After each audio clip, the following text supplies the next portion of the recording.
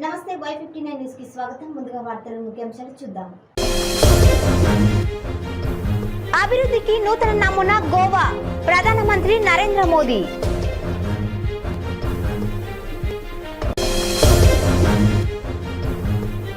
Chandrababu దీక్షలపై dictionary రాయాలి కన్నబాబు.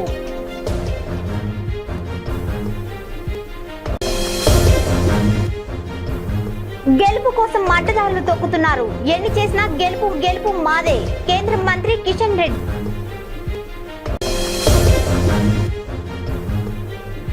ఆ ఊరిలో ఎవరికి నిద్ర పట్టడం లేదు. ఎవరి కళ్ళను చూసినా భయం. వార్తలను వివరాలకు వెళ్తే అభివృద్ధికి నూతన నమూనా గోవా అని ప్రధానమంత్రి నరేంద్ర మోదీ పేర్కొన్నారు. ముఖ్యమంత్రి ప్రమోద్ సావంత్ నేతృత్వంలో రాష్ట్రం చాలా చురుగ్గా కేంద్ర ప్రభుత్వ పథకాలను అమలు చేస్తుందన్నారు. స్వయం సమృద్ధ భారత్కు అవసరమైనవన్నీ గోవాకు ఉన్నాయన్నారు. ఆత్మనిర్భర్ భారత్ స్వయం పూర్ణ గోవా లబ్ధిదారులతో వర్చువల్ సమావేశంలో శనివారం మోదీ మాట్లాడారు. अब इस मिशन को और तेज करने के लिए सरकार तुमच्या दारी इसका बड़ा कदम भी उठाया गया है। साथियों, ये प्रो पीपल प्रोएक्टिव गवर्नेंस की उसी भावना का विस्तार है जिस पर बीते 7 वर्षों से देश आगे बढ़ रहा है। ऐसी गवर्नेंस जहां सरकार खुद नागरिक के पास जाती है और उसकी समस्याओं का समाधान करती है। गोवा ने तो गांव के स्तर पर, पंचायत के स्तर पर, जिला स्तर पर एक अच्छा मॉडल विकसित कर लिया है। मुझे पूरा विश्वास है कि जिस प्रकार केंद्र के अनेक अभियानों में अब तक गोवा 100% सफल हुआ है, बाकी लक्ष्यों को भी सबके प्रयास से आप जल्द ही हासिल कर लेंगे, ये मुझे पक्का विश्वास है। साथियों, मैं गोवा की बात करूं और फुटबॉल की बात ना करूं, ऐसा नहीं हो सकता। फुटबॉल के लिए गोवा की दीवानगी कुछ अलग ही है। फुटबॉल का गोवा में क्रेज अलग है। फुटबॉल में चाहे डिफेंस हो या फॉरवर्ड, सभी गोल ओरिएंटेड होते हैं। చంద్రబాబు 36 గంటల దొంగ దీక్ష చేశారు. అసలు దీక్ష ఎందుకు చేశానని టీడీపీ అధ్యక్షుడికి డౌట్ వచ్చింది. ఢిల్లీ వెళ్లే టీడీపీ నేతలు రాష్ట్రపతిని ఏమని సంబోధిస్తారని మంత్రి కన్నబాబు ప్రశ్నించారు. మావాడు తప్పు మాట్లాడాడు, బుద్ధి లేని మాటలు మాట్లాడాడు, పనికిమాలిన మాటలు మాట్లాడాడు. క్షమించండి, ఇలాంటి తప్పుడు మాటలు, తప్పుడు భాష ఎవరు మాట్లాడకూడదు, బజారు భాష మాట్లాడకూడదు. నేను ఖండిస్తున్నా. మా వాడి మీద యాక్షన్ తీసుకుంటాం లేదా సస్పెండ్ చేస్తామని చెప్తారేమో. పార్టీలో ఒక గొప్ప పార్టీని నడిపిస్తున్నానని జాతీయ అధ్యక్షుని చెప్పుకునే చంద్రబాబు నాయుడు అనుకుంటే 36 గంటల దీక్ష తర్వాత ఆయన ఏం చెప్తారంట? అబ్బాయి ఇదేం తప్పు కాదు, తప్పు భాష ఏం మాట్లాడలేదు అని చెప్తాడు. ఆయన నాయకులేమో బోసిడీకే అనే పదానికి బాగున్నారా అనే అర్థం అని చెప్తున్నారు. అందుకే ఢిల్లీ వెళ్ళి మీరు కలవాలన్న నాయకులందరినీ కూడా బాగున్నారా అన్న బదులు ఈ పదం వాడి చూడండి, అక్కడ మీకు ఏమవుతుందో, ఎలాంటి సన్మానం వస్తుందో తెలుస్తుంది మీకు. సిగ్గులేని మాటలు, బుద్ధిహీనతతో మాట్లాడడం అంటే ఇదే. ఢిల్లీ పర్యటనలో ఇప్పుడు అర్జెంటుగా ఏంటి, ఢిల్లీ స్థాయిలో జగన్మోహన్ రెడ్డి గారి మీద బురద చల్లాలి. ఢిల్లీ నాయకులు ఇంకా ఈ పార్టీ ఆంధ్రప్రదేశ్లో బతికుంది, చంద్రబాబు నాయుడు గారు ఏదో పోరాటం చేస్తాడని భ్రమలో పడిపోవాలి. అంత తప్పించి మీకు ఏం ప్రయోజనం కనిపించట్లేదు దీంట్లో. ఢిల్లీ దాకా ప్రచారం అంటే ఏంటి అర్థం? చంద్రబాబు నాయుడు గారు ఉనికి కాపాడుకోవడం. ఏం చేస్తారు మీరు ప్రచారం చేసి? చెప్పండి, అక్కడికి వెళ్ళి మేము బోసిడీకి అని తిడితే వాళ్ళు తిరగబడుతున్నారని చెప్పండి. హుజూరాబాద్ ఉప ఎన్నికలలో గెలుపు కోసం టీఆర్ఎస్ పార్టీ అడ్డదారులు తొక్కుతుందని విమర్శించారు కేంద్ర మంత్రి కిషన్ రెడ్డి. హుజూరాబాద్ ఉప ఎన్నికలలో డబ్బు భారీగా ఎరవేస్తున్నారని ఆయన ఆరోపించారు. ఎన్ని ప్రలోభాలకు గురి చేసినా గెలుపు బీజేపీదేనని ధీమా వ్యక్తం చేశారు కిషన్ రెడ్డి.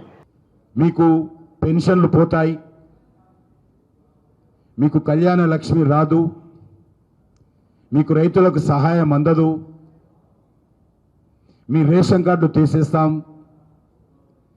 కేంద్ర ప్రభుత్వం ఇచ్చే బియ్యం, ఉచిత బియ్యం మీకు రావు, కేంద్ర ప్రభుత్వం ఇస్తున్నటువంటి 3 రూపాయల కేజీ బియ్యం మీకు రావు. నేను ఒకటి సందర్భంగా హుజూరాబాద్ ప్రజలకు, తెలంగాణ ప్రజలకు మనవి చేస్తా ఉన్నాను. కేంద్ర ప్రభుత్వం ఇచ్చేటువంటి ఏ పథకం కూడా ఆపేటువంటి అధికారము రాష్ట్ర ప్రభుత్వానికి లేదు. కేంద్ర ప్రభుత్వం రైతులకు ఇచ్చేటువంటి 6,000 రూపాయలు కానీ, కేంద్ర ప్రభుత్వము పేద ప్రజలకు ఇచ్చేటువంటి 3 రూపాయల కిలో బియ్యం కానీ, కేంద్ర ప్రభుత్వము కరోనా కారణంగా పేదలకు ఇస్తున్నటువంటి ఉచిత బియ్యం ప్రతి వ్యక్తికి 5 కేజీల చొప్పున ఇస్తున్నటువంటి ఉచిత బియ్యం కానీ, పేదలకు ఇస్తున్నటువంటి కరోనా ఉచిత వ్యాక్సిన్ కానీ, ప్రభుత్వ పాఠశాలలో అందిస్తున్నటువంటి మిడ్ డే మీల్స్ స్కీమ్ కానీ, పేద ప్రజలకు ఇచ్చేటువంటి యూనిఫామ్ కానీ,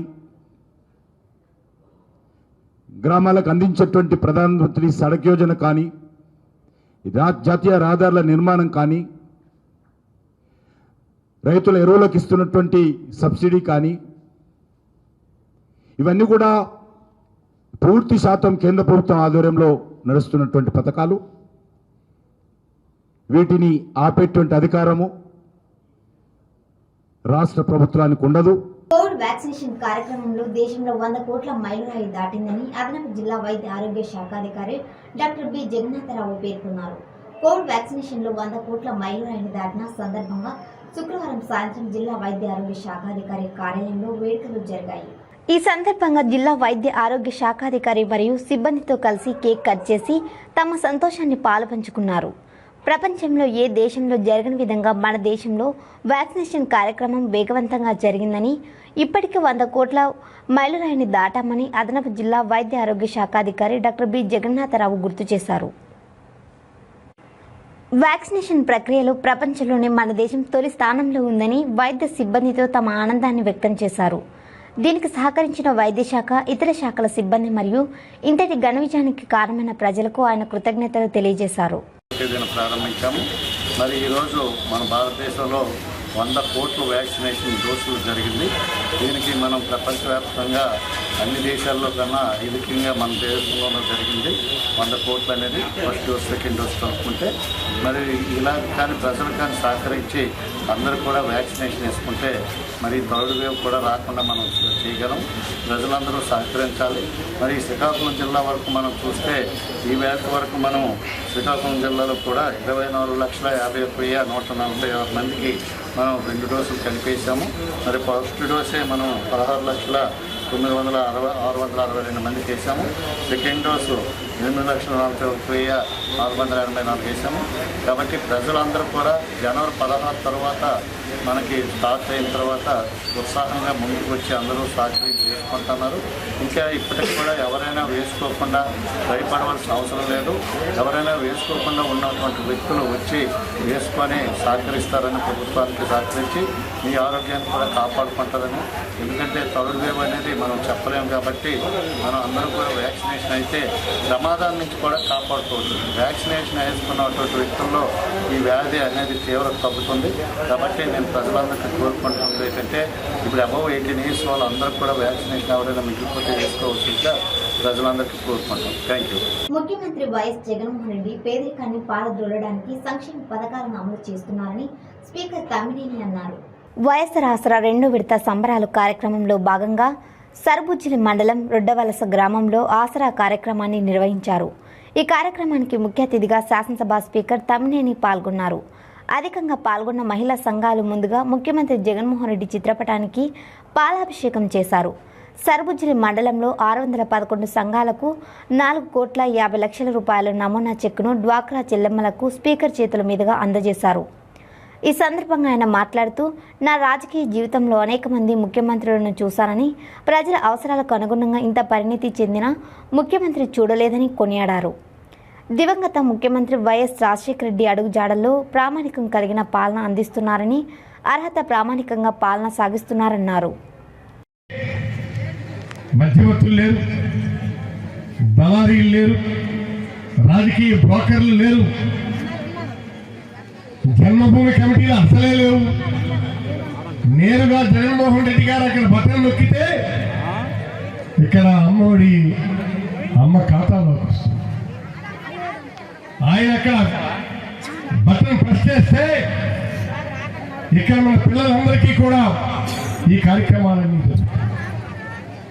మనం ఒకటి గమనించాలి, ఇవన్నీ ఎందుకు చేశారంటే ఇచ్చేవాడికి పుచ్చుకునేవాడికి మధ్యన చేతులు ఉండడానికి వీల్లేదు.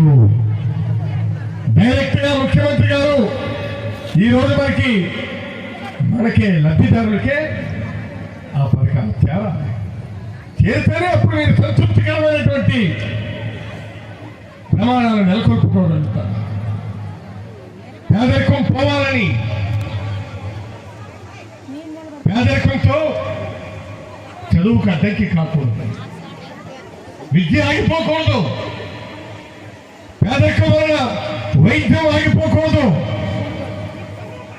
పేదరికం వలన సేద్యం ఆగిపోకూడదు, పేదరికం వలన సంక్షేమం ఆగిపోకూడదు.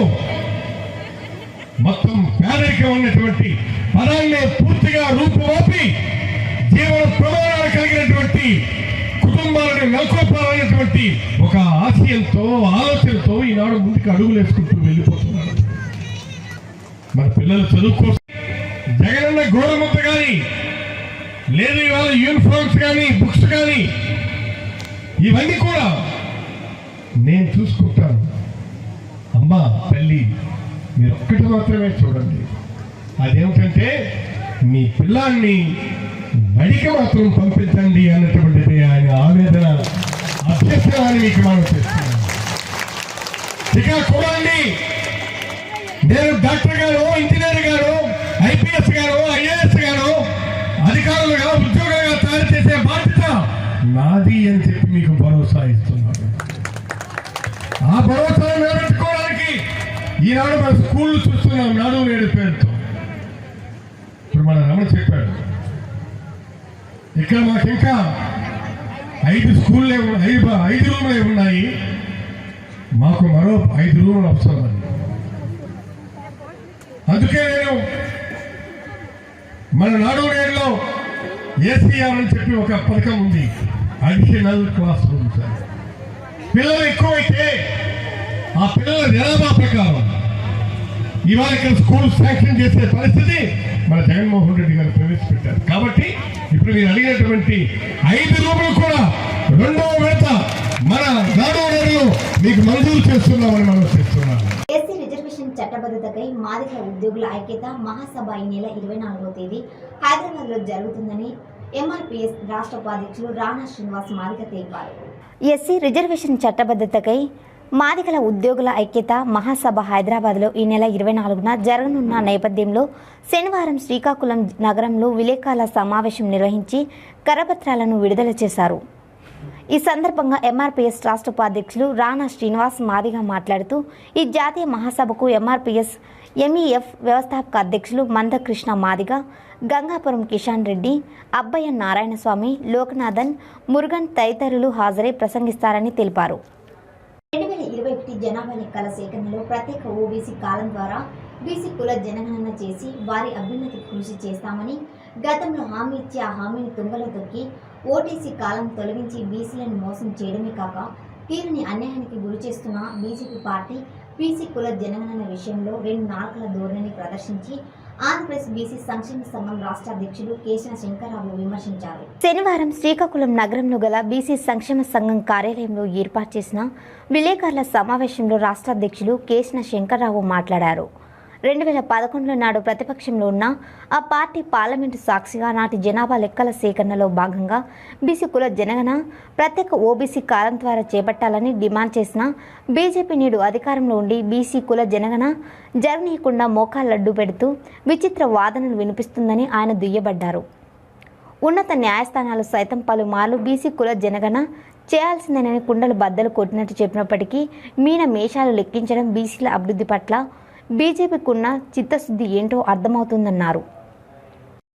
స్వాతంత్రం వచ్చి దాదాపు 74 సంవత్సరాలు పూర్తయి 75వ సంవత్సరం ప్రవేశించడం జరిగింది. బీసీ ఓబీసీ కుల గణాంకాన్ని సేకరించాలని చెప్పని అనేక రాజకీయ పార్టీ నాయకులు, అదేవిధంగా అనేక ప్రజా సంఘాలు, అనేక కార్యక్రమాలు తీసుకుని ఈ యొక్క ఓబీసీ కుల గణాంకాలు చేయాలని కేంద్ర ప్రభుత్వం పైన ఒత్తిడి తీసుకురావడం జరుగుతూ ఉంది. గతంలో బ్రిటిష్ వాళ్ళు పరిపాలన చేసినప్పుడు బ్రిటిష్ వాళ్ళు ఆ రోజున కుల గణాంకాలు చేయటం జరిగింది. మరి ప్రతి 10 సంవత్సరాలకి జనగణనని ఎస్సీ ఎస్టీ సోదరులకి గణాంకాలు చేస్తా ఉన్నారు. జనగణన సరేనయ్యా, కులగాల గణాంకాలు కూడా చేయాలి. ఆ రోజున బ్రిటిష్ వాళ్ళ టైంలో చేసినటువంటి సందర్భం అందరికి కూడా తెలుసు. అప్పటి నుంచి ఇప్పటి వరకు కూడా ఓబీసీ కుల గణాంకాలు చేయకపోవటం వల్ల ఓబీసీలకి సంబంధించినటువంటి దేశంలో మరి రాజకీయ రంగంలో కానీ, సంక్షేమ పథకాల్లో కానీ, ఇంకా విద్యా ఉద్యోగ రంగాల్లో కానీ వారికి రావాల్సినటువంటి వాటా కోల్పోతా ఉన్నారు అనేటువంటి విషయాన్ని అన్ని ప్రభుత్వాలకు కూడా తెలుసు. సుప్రీంకోర్టు, హైకోర్టు కూడా మేము అనేక సందర్భాల్లో పిటిషన్ దాఖలు కూడా చేశాం, కుల గణాంకాలు చేయాలని చెప్పారు. వారు కూడా 2013లో కూడా సుప్రీంకోర్టు వారు కూడా 9 సిట్టింగ్ న్యాయమూర్తులతో మరి ఒక జడ్జిమెంట్ కూడా ఇచ్చారు. బీసీలకి ఓబీసీలకి రిజర్వేషన్ పెంచాలి అంటే కుల గణాంకాలు కావాలి అని చెప్పారు. ఆ కుల గణాంకాలు చేయాలని చెప్పని ప్రభుత్వాల మీద మేము అనేక సందర్భాల్లో ఒత్తిడి తీసుకురావడం జరిగింది. ఇంతవరకు కూడా ఆ కుల గణాంకాలు చేయకుండా ప్రభుత్వాలు తాస్కారం చేస్తూ ఉన్నారు. అటు కేంద్ర ప్రభుత్వాలు కానీ, ఇటు రాష్ట్ర ప్రభుత్వాలు కానీ, మరి అనేక కమిషన్లు కూడా వేశారు గతంలో. కాకాలే కమిషన్ కానీ, అదేవిధంగా పుట్టుస్వామి కమిషన్ కానీ, మరుడరావు కమిషన్ కానీ, మరి బీపీ మండల్ కమిషన్ 40 అంశాలతో కూడినటువంటి ఒక నివేదికని పార్లమెంట్కి సమర్పించినటువంటి పరిస్థితి కూడా మనకు తెలుసు. దానిలో 27% కేంద్ర సర్వీసులో విద్యా ఉద్యోగ రంగాల్లో అవకాశాలు కల్పించారు. కానీ కుల గణాంకాలు చేయకుండా ఆస్కారం చేయటం వలన ఇవాళ రిజర్వేషన్ శాతాన్ని మనందరం కూడా కోల్పోతా ఉన్నాం. ఓబీసీలుగా ఉన్నటువంటి వాడు ఈ దేశంలో దాదాపు 56, 55, 60% దాకా ఉన్నటువంటి ఈ బలహీన బడుగు వర్గాల వారు సంక్షేమ పథకాల్లో కానీ, ప్రభుత్వ పరంగా వచ్చేటువంటి అనేక ఉద్యోగ అవకాశాలు కానీ, రైల్వే కానీ, లేకపోతే సివిల్స్ కానీ, వీటన్నింటిలో కూడా కోల్పోతా ఉన్నారు. ఆ విషయాన్ని మరి దేశవ్యాప్తంగా జరుగుతున్నటువంటి ఈ పరిస్థితుల్లో మరి బీజేపీ వారికి చిత్తశుద్ధి లేదు అనేటువంటి విషయాన్ని మనకు తేటతెల్లం అయిపోతా ఉంది. ఇది సామాన్యటువంటి విషయం కాదు. ఓబీసీలకి దేశంలో 60% పైబడినటువంటి ఈ కులాలకి మరి అన్ని రంగాల్లో కూడా వెనుకబడినటువంటి పరిస్థితి తెలుసు. వీరికి వాడు మన బీజేపీ ఒక ప్రధానమంత్రిగా నేను ఒక బీసీ వాళ్ళని, నేను ఛాయాముఖుని, నేను ఈ స్థాయికి రావటం కూడా జరిగిన విషయం కూడా ప్రధానమంత్రి గారు సాక్షాత్తు పత్రికల ద్వారా తెలియజేయడం కూడా జరిగింది. అయ్యా, మీరు ఓబీసీగా ప్రధానమంత్రిగా మేము అందరం కూడా స్వాగతిస్తా ఉన్నాం. మరి మీ నాయకత్వంలో ఈ భారతదేశంలో ప్రధానమంత్రిగా మీరు కొనసాగుతా ఉన్నారు, చాలా మంచి కార్యక్రమే. కానీ ఓబీసీలు అనే వారికి మీరు ఏ విధమైనటువంటి చర్యలు చేపట్టారు, వాళ్ళ జీవన స్థితిగతుల ప్రమాణాలు మెరుగుపరచడానికి ఏ విధంగా మీరు చర్యలు తీసుకున్నారు అనేటువంటిది నేను మీ ద్వారా మరి ప్రధానమంత్రి గారిని ప్రశ్నించడం కూడా జరుగుతూ ఉంది. అదేవిధంగా ఈ రోజున రాష్ట్రంలో మరి జగన్మోహన్ రెడ్డి గారికి ఒక వాలంటరీ వ్యవస్థ ఉంది. ఈ వాలంటరీ వ్యవస్థ ద్వారా 29 రాష్ట్రాల్లో కూడా జగన్మోహన్ రెడ్డి గారు ఆంధ్ర రాష్ట్రంలో వాలంటరీ వ్యవస్థ ఉన్నది. మీరు ఒక మంచి బెస్ట్ సీఎంగా పేరు ప్రఖ్యాతులు తెచ్చుకోవాలన్నా మీరు వాలంటరీ వ్యవస్థను పెట్టి అన్ని ప్రాంతాల్లో కూడా ఒక్కొక్క 50 ఏళ్ళకి ఒక్కొక్క వాలంటరీ పెట్టారు. ఆ వాలంటరీ ద్వారా కుల గణాంకాలు సేకరించినట్టయితే ఈ ఆంధ్ర రాష్ట్రంలో రాజకీయ పార్టీలన్నీ కూడా ముక్కు మీద ఏలేసుకునేటువంటి విధంగా మీరు చర్యలు చేపట్టేటువంటి అవకాశాలు మీరు ఉన్నాయి. అదేవిధంగా ఏదో అన్ని తీర్మానాలు చేశాం, ఇది పంపించేసాం కేంద్రానికి, చెయ్యి దులుపుకుంటే కాదు. ఇక్కడ వీళ్ళ మీకు బీసీలు బ్యాక్ బోన్ అంటున్నారు, బీసీలే మా వెన్నుముక అంటున్నారు, ఓట్లు రాజకీయాలు చేస్తున్నారు. ఓట్లు రాజకీయం కాకుండా సాక్షాత్తు వాళ్ళ యొక్క జీవన ప్రమాణాలను మెరుగుపరచడానికి ఏవేవి చర్యలు తీసుకుంటే వాళ్ళ జీవితాలు వెలుగు నింపుతామన్నటువంటి అంశం మీద మీరు కార్యక్రమాలు చేయాలి తప్ప మొక్కు తుడుపుగా అసెంబ్లీలో తీర్మానం చేసి పంపించితే మాత్రం జాతి మిమ్మల్ని ఎవరిని కూడా, ఏ రాజకీయ పార్టీలు కూడా క్షమించదనేటువంటి విషయాన్ని కూడా మీ ద్వారా నేను తెలియజేస్తా ఉన్నాను. ఇటీవల చంద్రబాబు నాయుడు గారు కూడా చెప్పారు ఓబీసీ కూడా గణాంకాలు చేయాలని. అనేక రాజకీయ పార్టీలు, ములాయం సింగ్ యాదవ్ కూడా చెప్పాడు, అఖిలేష్ యాదవ్ చెప్పాడు, మాయావతి చెప్పింది. భారతదేశంలో ఉన్నటువంటి రాజకీయ పార్టీలు అన్ని కూడా ఓబీసీ కుల గణాంకాలు చేయాలి. దాదాపు 74-75 సంవత్సరాల నుంచి వారి యొక్క మరి రావాల్సినటువంటి తమాషా ప్రకారంగా ఆనాడు పూలే అంబేద్కర్ మహానుభావులు వారు చేసినటువంటి త్యాగాల ఫలంగా వాడికి ఈ సమాజంలో మరి వాడ వచ్చే వాటాని జనాభా తమాషా ప్రకారంగా వారికి దక్కాలి అనేటువంటి ఆలోచనతో అనేకమైనటువంటి సంస్కరణలు చేసినటువంటి విషయం మనందరికీ కూడా తెలుసు. రైతుల ఆపరాలపై దృష్టి సారించాలని ఉప ముఖ్యమంత్రి రెవెన్యూ శాఖ మంత్రి ధర్మాన కృష్ణదాస్ పేర్కొన్నారు. వరి మాగాణ్లలో ఆపరాల ఉత్పాదక పెంచుటకు కార్యాచరణపై శాస్త్రవేత్తలు రైతులతో శనివారం జిల్లా పరిషత్ సమావేశ మందిరంలో నిర్వహించిన అవగాహన కార్యక్రమంకు ఆయన ముఖ్య అతిథిగా పాల్గొని మాట్లాడారు. రైతుల ఆర్థిక స్థితిగతులను మార్చేందుకు ముఖ్యమంత్రి దిశానిర్దేశం చేసినట్లు చెప్పారు. వ్యవసాయంపైనే అనేక మంది ఆధారపడి జీవిస్తున్నారు. ఎక్కువ మంది వరి పంటపై ఆధారపడుతున్నారని, వరి పంట తర్వాత ఆపరాల పంటను వేసి అధిక దిగుబడులు సాధించాలని వివరించారు. రైతులకు ఎంత చేసినా తక్కువేనన్నారు. రైతులు సరైన పంటలను ఎన్నుకోవాలన్నారు. రైతులు వ్యవసాయంపై మార్పు రావాలన్నారు. వ్యవసాయ అధికారులు ఇచ్చిన సూచనలు, సలహాలు తప్పనిసరిగా పాటించాలని సూచించారు. ఆపరాలను అంతర పంటలుగా వేయాలని, ఆపరాలకు వేస్తే భూమి సారవంతమవుతుందన్నారు. తక్కువ పెట్టుబడితో ఎక్కువ లాభాలు పొందాలని వివరించారు. డస్క్ ఫాల్ పిజ్జా నూతన బ్రాంచ్ను ముఖ్య అతిథిగా big boss fame Lahari Shari ప్రారంభించారు. యువ కథానాయిక big boss 5 fame Lahari Shari నగరంలో సందడి చేశారు. హైదరాబాద్ నగరంలోని మధురా నగర్లో నూతనంగా ఏర్పాటు చేసిన డస్క్ ఫాల్ పిజ్జా సెంటర్ను ఆమె ప్రారంభించారు. ఈ సందర్భంగా తనకి ఇష్టమైన ఆహార రుచులను ఆస్వాదిస్తూ ఉల్లాసంగా, ఉత్సాహంగా గడిపారు. బిగ్ బాస్ ఒక అద్భుతమైన అనుభవం అని లహరి అన్నారు. బిగ్ బాస్ విన్నర్ ఎవరనేది ఇప్పుడే చెప్పలేమని, ఒక చిన్న పొరపాటు చేసినా ప్రేక్షకుల అభిప్రాయం మారిపోతుందన్నారు. ప్రస్తుతం బిగ్ బాస్ షోలో ఒక రోజులోనే రాతలు మారిపోయే పరిస్థితులు ఉన్నాయని పేర్కొన్నారు. ప్రస్తుతంగా 4 తెలుగు చిత్రాల్లో నటిస్తున్నట్లు తెలిపారు. త్వరలో తన చిత్రాలు ప్రేక్షకుల ముందుకు వస్తాయని చిత్ర విశేషాలను తెలిపారు. అంటే మాకు ఇప్పుడు గుర్తుంటేనే మీకు దాని వల్ల కదా అట్లా అంటే డిఫరెంట్ ఎక్స్పీరియన్స్ అండి, అందరికి వచ్చే ఛాన్స్ కాదు. సో డిఫరెంట్ ఎక్స్పీరియన్స్ లైఫ్ లో ఒక్కసారైనా ఎక్స్పీరియన్స్ చేయాలి ఎవరైనా సరే. సో చాలా డిఫరెంట్ ఎక్స్పీరియన్స్, అది ఒక వర్డ్ లో ఒక మాటలో చెప్పలేము. అందుకనే ఇంటర్వ్యూస్ ఇవ్వలేదు అనమాట. ఎందుకంటే ఆ ఒక్క ఇంటర్వ్యూతో నేను నా ఎక్స్పీరియన్స్ చెప్పలేను. సో అందుకే ఇంటర్వ్యూస్ గురించి. అంటే బిగ్ బాస్ 1 చూసుంటారు, 2 అవన్నీ చూసుంటారు కదా. పెద్ద సీజన్ ఫాలో అవ్వలేదండి. హానెస్ట్లీ నేను పెద్ద సీజన్ ఫాలో అయ్యి మొత్తం స్ట్రాటజీ అంతా ప్లే చేసుకుని అలా ఏం వెళ్ళలేదు. నేను జనరల్ గా మీ అందరికి ముందు నుంచి తెలుసు, ఇలాగే ఉంటాను, ఇలాగే మాట్లాడతాను. సో అది ఆఖరికి వెళ్ళి కూడా అలాగే ఉన్నాను. ఎవరు విన్ అవుతారని మీరు అనుకుంటున్నారు? టు బి హానెస్ట్ చాలా ఎర్లీ అండి ఇది డిసైడ్ చేయడానికి. ఇంకా కొంచెం అంటే ఇప్పుడు ఉన్న వాళ్ళలో ఎవరు అనుకుంటున్నారు అలా ఏం చెప్పలేమండి. హానెస్ట్లీ ఏం చెప్పలేము, ఎందుకంటే ఒక రోజులో మొత్తం అన్ని ఈక్వేషన్స్ చేంజ్ అయిపోతాయి. సో అట్లా ఏం చెప్పలేము. ఇప్పుడు ఉన్న దాని సిచ్యువేషన్ ప్రకారం కూడా ఏం చెప్పలేము. అంటే ఒక చిన్న తప్పు చాలు పబ్లిక్ ఒపీనియన్ చేంజ్ అయిపోవడానికి. సో అది మరీ ఎర్లీ చూసేయాలి. అండ్ రీసెంట్ గా మీరు సాంగ్ చేశారు, అంటే ఒక విలేజ్ గర్ల్ గా అట్లాంటిది బిగ్ బాస్ సాధన చేయడం. ఆ ఊరిలో ఎవరికి నిద్ర పట్టడం లేదు. ఎవరి కళ్ళలో చూసినా భయమే కనిపిస్తుంది. మా ఊరికి ఏదో అరిష్టం జరిగిందని ఆందోళన కనపడుతుంది. కళ్ళ ముందు జరిగే సంఘటనలు మరిన్ని భయాన్ని పెంచుతున్నాయి. హైదరాబాద్ సమీపం శంషాబాద్ మున్సిపాలిటీ పరిధిలోని పలు గ్రామాలు బిక్కుబిక్కుమంటూ గడుపుతున్నాయి. ఇంతకు వారి భయానికి కారణం ఏంటి? అవును, మీరు చూస్తున్న ఈ దృశ్యాలే గ్రామస్తులను వణుకు పుట్టిస్తున్నాయి. చూడండి, ఈ వేప చెట్టు ఎలా మాడిపోయింది. ఇదొక్కటే కాదు, పలు గ్రామాలలో వేప చెట్లు ఇలా మారిపోయాయి.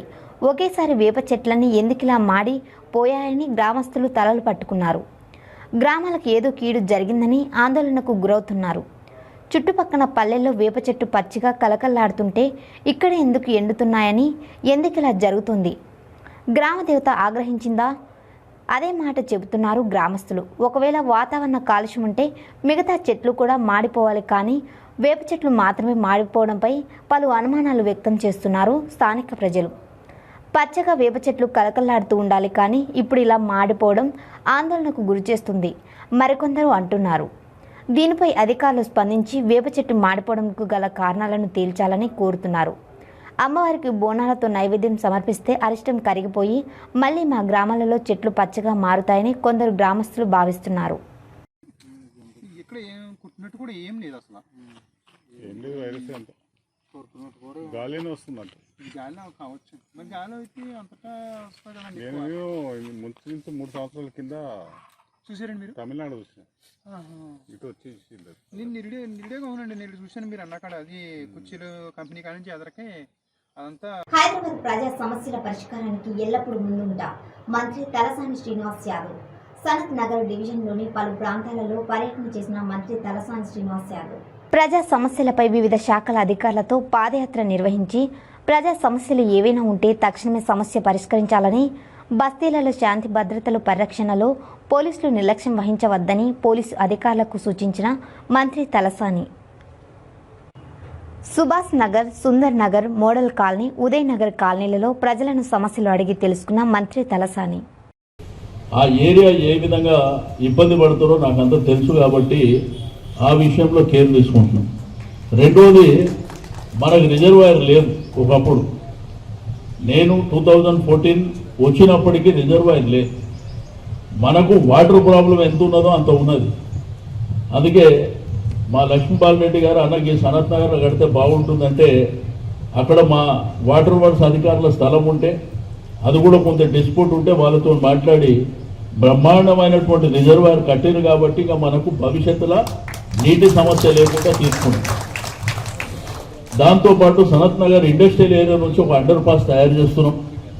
అదొకటి ఫతేనగర్ బ్రిడ్జ్ ఏదైతే ఉందో మన బల్కంపేట, అది ఆ కాలంలో కట్టినటువంటి బ్రిడ్జ్ కాబట్టి దాని సైజ్ చాలా తక్కువ ఉంది.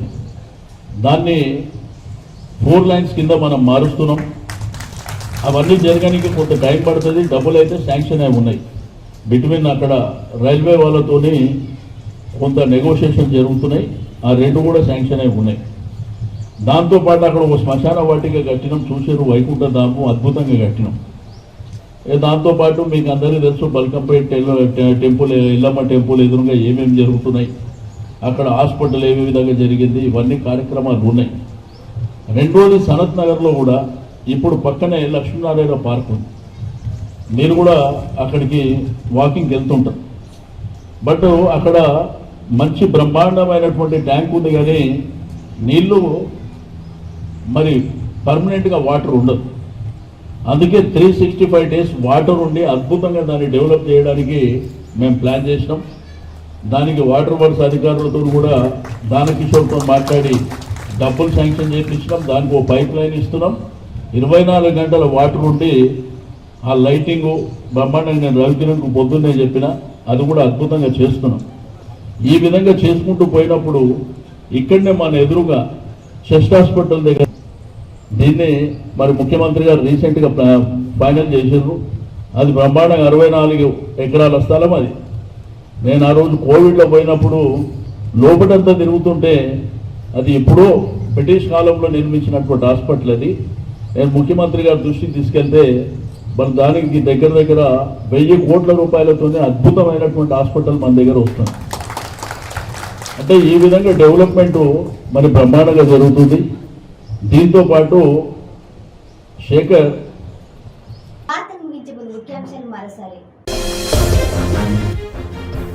అభివృద్ధికి నూతన నమూనా గోవా, ప్రధానమంత్రి నరేంద్ర మోదీ.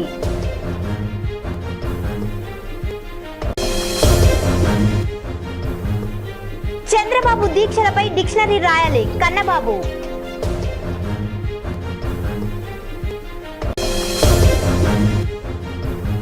గెలుపు కోసం మడ్డదారులు తొక్కుతున్నారు. ఎన్ని చేసినా గెలుపు గెలుపు మాదే, కేంద్ర మంత్రి కిషన్ రెడ్డి.